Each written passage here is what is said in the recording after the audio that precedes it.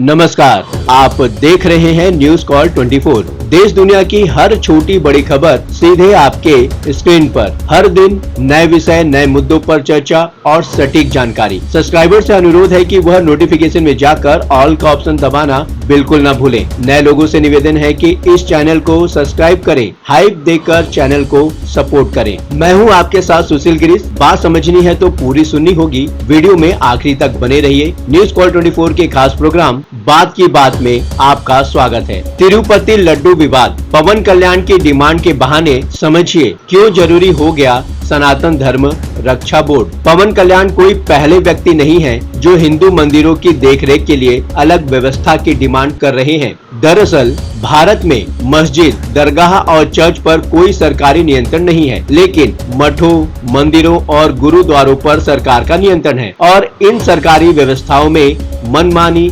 अनियमितता और आस्थाओं की अनदेखी से श्रद्धालुओं में आक्रोश रहा है। आंध्र प्रदेश के मुख्यमंत्री चंद्रबाबू नायडू ने आरोप लगाया कि वाईएस जगनमोहन रेड्डी के नेतृत्व वाली पिछली वाईएसआरसीपी सरकार के कार्यकाल के दौरान प्रसिद्ध तिरुमाला लड्डू तैयार करने के लिए इस्तेमाल किए गए घी में जानवर की चर्बी मिलाई जाती थी। हालांकि वाईएसआरसीपी ने इन आरोपों से इनकार किया है, पर जांच रिपोर्ट इन तथ्यों की पुष्टि करते हैं। हो सकता है कि तत्कालीन सीएम जगनमोहन को इस मिलावट के संबंध में जानकारी न हो, पर उनके ईसाई धर्मावलंबी होने के चलते हिंदू संगठनों को एक मौका तो मिल ही गया है। आंध्र प्रदेश के उप मुख्यमंत्री पवन कल्याण ने तिरुपति के श्री वेंकटेश्वर मंदिर के लड्डू प्रसाद में इस्तेमाल की गई अपवित्र सामग्री पर नाराजगी जताई है। कल्याण ने शुक्रवार को कहा कि अब समय आ गया है कि पूरे भारत में मंदिरों से जुड़े सभी मुद्दों पर विचार करने के लिए राष्ट्रीय स्तर पर अविलंब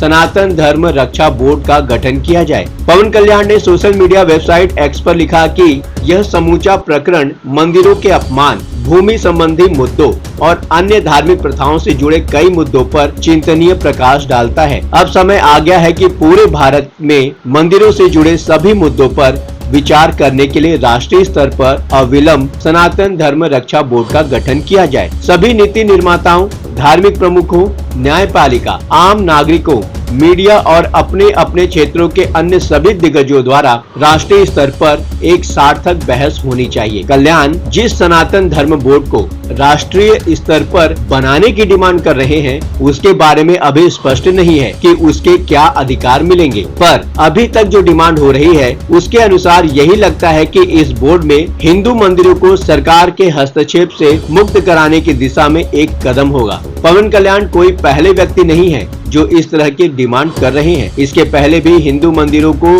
सरकारी हस्तक्षेप से मुक्त करने की डिमांड होती रही है। दरअसल भारत में मस्जिद, दरगाह और चर्च पर कोई सरकारी नियंत्रण नहीं है, लेकिन मठों, मंदिरों और गुरुद्वारों पर सरकार का नियंत्रण है। यही बात हिंदुओं को खटकती रही है। सुप्रीम कोर्ट के वकील अश्वनी उपाध्याय ने इस संबंध में मठों और मंदिरों को सरकारी नियंत्रण से मुक्त कराने की मांग वाली याचिका सुप्रीम कोर्ट में दाखिल की है। उन्होंने अपनी याचिका में कहा है कि धर्मनिरपेक्ष देश में जब संविधान किसी भी तरह के धार्मिक भेदभाव की मनाही करता है, तब पूजा स्थलों के प्रबंधन को लेकर भेदभाव क्यों होना चाहिए। याचिका में मांग की गई है कि जैसे मुस्लिमों और ईसाइयों द्वारा अपने धार्मिक स्थलों, प्रार्थना स्थलों का प्रबंधन बिना सरकारी दखल के किया जाता है, वैसे हिंदुओं को भी अपने धार्मिक स्थानों के प्रबंधन और प्रशासन का अधिकार होना चाहिए। एक अनुमान के मुताबिक देश के 15 राज्यों में करीब 4 लाख मंदिरों पर प्रत्यक्ष या परोक्ष रूप से सरकारी नियंत्रण है। सुप्रीम कोर्ट हिंदू मंदिरों पर सरकारी कब्जे को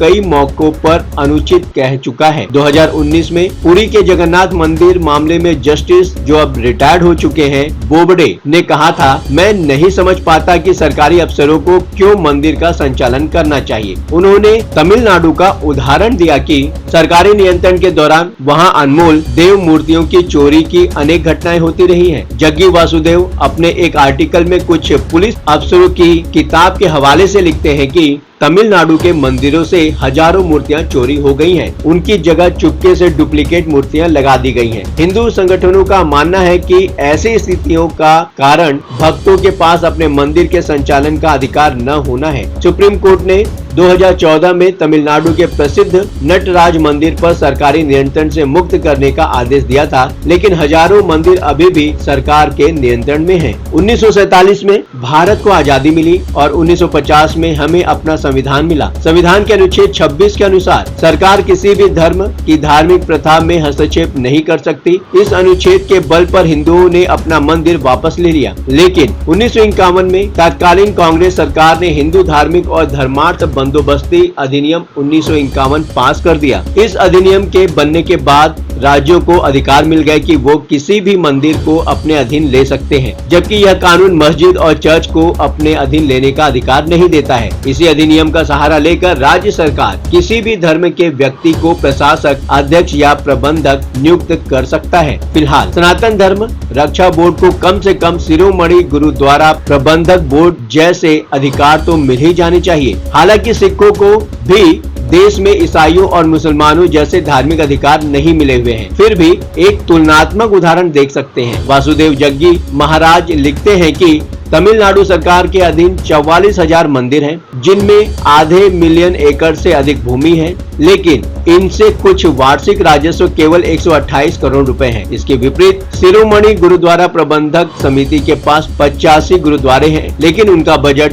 1000 करोड़ रुपए से अधिक है। 44,000 मंदिर जो 87% आबादी से संबंधित है का केवल 128 करोड़ रुपए का राजस्व प्रशासन की खराबी को दर्शाता है। ऐसे बहुत से कारण हैं जिनके कारण सनातन धर्म बोर्ड की मांग समय समय पर उठी है। क्या आप पवन कल्याण की डिमांड से सहमत हैं? बातों ही बातों में मुद्दे की बात हो जाती है। अब आपकी बात नहीं रहेगी अनसुनी। आपकी सोच, आपकी सलाह और आपकी राय हमारे लिए मायने रखती है। कमेंट करके अपनी प्रतिक्रिया अवश्य दें। लगातार खबरों से अपडेट रहने के लिए चैनल को सब्सक्राइब करें, फॉलो करें। आज के लिए बस इतना ही। बने रहिए न्यूज़ कॉल 24 के साथ।